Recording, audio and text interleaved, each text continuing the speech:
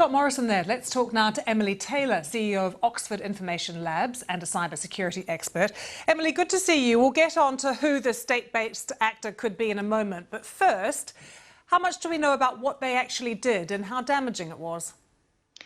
Well, what we're hearing is that the attackers have exploited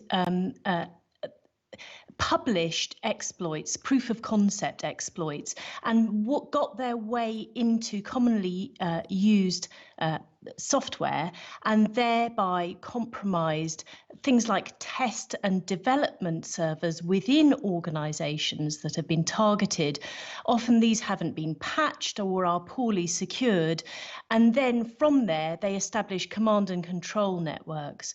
What we've heard is that there hasn't been a big exfiltration of data, so personal data has not been compromised. And so it's a little bit more like having your house broken into, the furniture moved around, but nothing taken. It just leaves you feeling like something creepy has gone on. And who could be behind it, Emily? Well, the Australian Prime Minister, as we just heard, has called out a state-sponsored actor or a state actor. There's relatively few states that would be in the frame. There's probably 4 in all. I think the general suspicion falls on China, partly because of recent tensions between Australia and China, Australia calling for an independent inquiry into coronavirus, and China imposing tariffs on barley and also bans on some Australian goods. Emily, Australia, Scott Morrison drawing attention to this now. We're not quite sure why in terms of the timing of it, but does this mean it could be happening in other countries and to other organisations as well?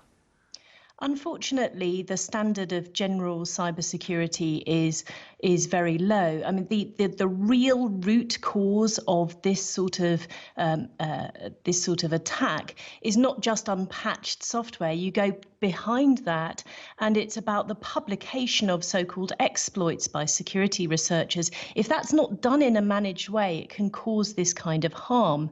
According to the Internet of Things Security Foundation's research, 87% of organizations don't have a vulnerability disclosure policy, and that means they don't have a way of managing the disclosure of these kind of exploits in a way that doesn't create problems for themselves later and others later down the line. Emily, good to get your thoughts. Thanks for joining us. Lisa.